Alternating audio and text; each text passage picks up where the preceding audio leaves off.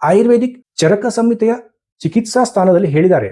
ತತ್ರ ಸ್ನೇಹನಂ ಸ್ವೇದನಂ ಮರ್ದನಂ ಬಸ್ತಿರೇವಚ ಉಪನಾಹ ಬಂಧನಂ ಅಗ್ನಿಕರ್ಮಚ. ಅಂದ್ರೆ ಈ ಮಂಡಿ ಸವೆತಕ್ಕೆ ಶಮನೌಷಧಿಗಳನ್ನ ಅಂದ್ರೆ ಔಷಧಿಗಳನ್ನ ತೆಗೆದುಕೊಳ್ಳೋದರ ಜೊತೆಗೆ ಇನ್ನಿತರ ಚಿಕಿತ್ಸೆಗಳು ಯಾವುದು ಅಂದ್ರೆ ಸ್ನೇಹನಂ ಅಂದ್ರೆ ಇಂಟರ್ನಲಿ ಅಥವಾ ಸ್ನೇಹಪಾನ ಅಂತ ಹೇಳ್ತೀವಿ. ಘೃತ ಅಥವಾ ತೈಲವನ್ನ ಕುಡಿಯೋದಿರ್ಬೋದು, ಅಥವಾ ಸ್ನೇಹನ ಎಣ್ಣೆಯನ್ನ ಹಚ್ಚೋದಿರ್ಬೋದು. ಸ್ವೇದನ ಅಂದ್ರೆ ಬಿಸಿಯಾದ ಶಾಖವನ್ನ ಕೊಡೋದು. ಮರ್ದನಂ ಮೃದುವಾಗಿ ಮಸಾಜ್ ಅಥವಾ ಅಭ್ಯಂಗ ಮಾಡೋದು. ಉಪನಾಹ ಅಂದ್ರೆ ಔಷಧಿಯುಕ್ತ ಪಟ್ಟಿಯನ್ನ ಹಚ್ಚೋದು. ಬಂಧನಂ ಅಂದ್ರೆ ನೀ ಸಪೋರ್ಟ್ ಅಥವಾ ಮಂಡಿಯ ಬೆಲ್ಟ್ ಅನ್ನ ಹಾಕೊಳ್ಳೋದು. ಇದಲ್ಲದೆ ಬಸ್ತಿ ಎನೆಮಾ ಅಂತ ಹೇಳ್ತೀವಿ. ಇವೆಲ್ಲ ಇದಕ್ಕೆ ಆಯುರ್ವೇದ ಶಾಸ್ತ್ರದಲ್ಲಿ ಹೇಳಿದ್ದಾರೆ.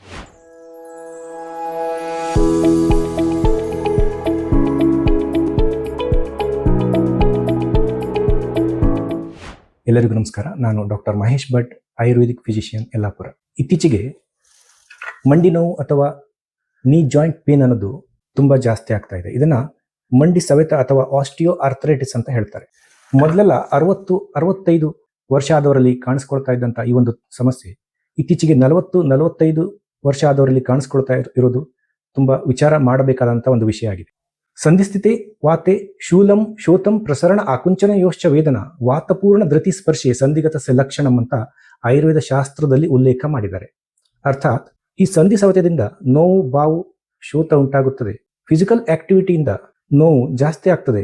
ರೆಸ್ಟ್ ತೆಗೆದುಕೊಂಡಾಗ ನೋವು ಕಡಿಮೆ ಇರ್ತದೆ. ವಾತಪೂರ್ಣ ಧೃತಿ ಸ್ಪರ್ಶಿ ಅಂದ್ರೆ ಸವೆತದ ಭಾಗವನ್ನು ಹೊರಗಡೆಯಿಂದ ಸ್ಪರ್ಶಿಸಿದಾಗ ಗಾಳಿ ತುಂಬಿದ ಚರ್ಮದ ಬ್ಯಾಗ್ ಅನ್ನು ಮುಟ್ಟಿದ ಅನುಭವ ಆಗ್ತದೆ. ತುಂಬಾ ಜನರು ಕೆಳಗಡೆ ಕುತ್ಕೊಳ್ಳೋದು ಬಹಳ ಕಷ್ಟ ಆಗ್ತಾ ಇದೆ ಅಂತ ಕಂಪ್ಲೇಂಟ್ ಮಾಡ್ತಾರೆ. ಯಾವಾಗ ಈ ಕಾರ್ಟಿಲೇಜ್ ಅಥವಾ ಕುಶನ್ ತರಹದ ಒಂದು ಭಾಗಕ್ಕೆ ಸವೆತ ಉಂಟಾಗುತ್ತದೆಯೋ ಆವಾಗ ಒಂದು ಮೂಳೆ ಇನ್ನೊಂದು ಮೂಳೆಯೊಡನೆ ಘರ್ಷಣೆಯಾಗಿ ಈ ರೀತಿಯ ಒಂದು ಸಮಸ್ಯೆ ಉಂಟಾಗುತ್ತದೆ. ಹಾಗಾದ್ರೆ ಈ ಮಂಡಿ ಸವೆತಕ್ಕೆ ಕಾರಣಗಳೇನು ಅಂತ ನೋಡೋದಾದ್ರೆ, ಮೊದಲನೆಯದು ವಯೋಸಹಜ ಕಾರಣ.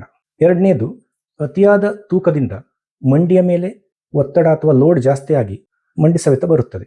ಇನ್ನು ಅತಿಯಾದ ಕೆಲಸದ ಮೂಲಕ ಒತ್ತಡ ಹಾಕೋದ್ರಿಂದನೂ ಮಂಡಿ ಸವೆತಕ್ಕೆ ಕಾರಣವಾಗುತ್ತದೆ. ಹಳೆಯ ಪೆಟ್ಟು ಅಥವಾ ಉಳುಕು ಬಿದ್ದಿದ್ದರೆ ಮುಂದೆ ಅದು ಮಂಡಿ ಸವೆತಕ್ಕೆ ಕಾರಣ ಆಗ್ತದೆ. ಇನ್ನು ಪೋಷಕಾಂಶಗಳ ಕೊರತೆ, ವಿಟಮಿನ್ D3, ಕ್ಯಾಲ್ಸಿಯಂ, ಮೆಗ್ನೀಷಿಯಂ ಇವುಗಳ ಕೊರತೆಯಿಂದ ಸವೆತ ಉಂಟಾಗುತ್ತದೆ. ಆನುವಂಶೀಯವಾಗಿ ಅಥವಾ ವಂಶ ಪಾರಂಪರ್ಯದಿಂದಲೂ ಕೂಡ ಈ ಒಂದು ಮಂಡಿ ಸವೆತಕ್ಕೆ ಕಾರಣವಾಗುತ್ತದೆ. ಈ ಮಂಡಿ ಸವೆತನ ಜಾಸ್ತಿ ಬರದ ಹಾಗೆ ಇದನ್ನ ನ್ಯಾಚುರಲ್ ಆಗಿ ತಡೆಯೋದು ಹೇಗೆ? Prevention is better then cure ಅಂತ ಹೇಳಿದ್ದಾರೆ. ಸುಮಾರು 45-50 ವರ್ಷ ವಯಸ್ಸಾದ್ಮೇಲೆ ಕೆಳಗಡೆ ನೆಲದ ಮೇಲೆ ಕುಳಿತುಕೊಳ್ಳಬಾರದು. ಜಾಸ್ತಿ ಮೆಟ್ಲನ್ನ ಹತ್ತೋದು ಇಳಿಯೋದು ಮಾಡಬಾರದು. ವಾಕಿಂಗ್ ಬದಲು cycling, indoor cycling, outdoor cycling ಅಥವಾ ಸ್ವಿಮ್ಮಿಂಗ್, ಅಲ್ಲದೆ ಚೇರ್ ಮೇಲೆ ಕುಳಿತುಕೊಂಡು ಮಾಡಬೇಕಾದಂಥ ವ್ಯಾಯಾಮಗಳನ್ನು ಮಾಡಬೇಕು. ತೂಕ ಜಾಸ್ತಿ ಇದ್ದವರು ತೂಕವನ್ನು ಕಡಿಮೆ ಮಾಡಿಕೊಳ್ಬೇಕು. ಆಹಾರ ಪದ್ಧತಿ, ಜೀವನ ಶೈಲಿಯಲ್ಲಿ ಬದಲಾವಣೆಯನ್ನು ತಂದುಕೊಳ್ಬೇಕು. ಪದ್ಮಾಸನ ಮತ್ತು ವಜ್ರಾಸನದಲ್ಲಿ ಕುಳಿತುಕೊಳ್ಳಬಾರದು.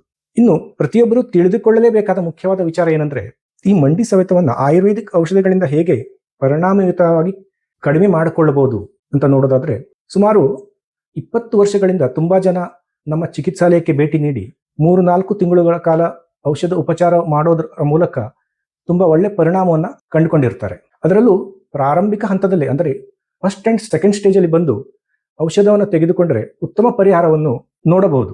ಲಾಸ್ಟ್ ಸ್ಟೇಜ್ ಅಥವಾ ಕೊನೆಯ ಹಂತದಲ್ಲಿ ಸಂಪೂರ್ಣ ಕಾರ್ಟಿಲೇಜ್ ನಷ್ಟ ಆದ್ಮೇಲೆ ಕಂಪ್ಲೀಟ್ ಕಾರ್ಟಿಲೇಜ್ ಲಾಸ್ ಅಂತ ಹೇಳ್ತೀವಿ.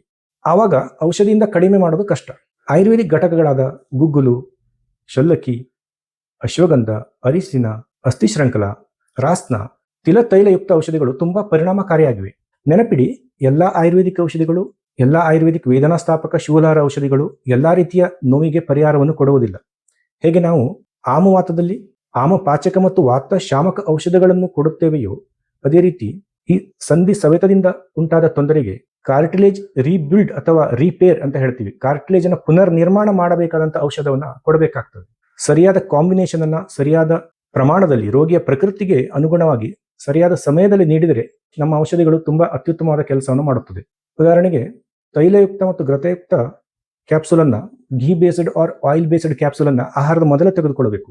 ಗುಟಿ ವಟಿ ಕಷಾಯಗಳನ್ನ ಆಹಾರದ ನಂತರ ತೆಗೆದುಕೊಳ್ಳಬೇಕು.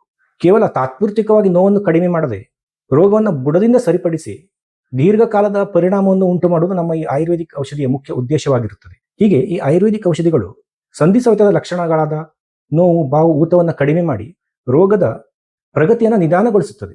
ಮಂಡಿಯನ್ನು ನಯಗೊಳಿಸಿ ಅಂದರೆ ಲುಬ್ರಿಕೇಟ್ ಮಾಡಿ ಚಲನಶೀಲತೆಯನ್ನು ಮರುಸ್ಥಾಪಿಸುತ್ತದೆ.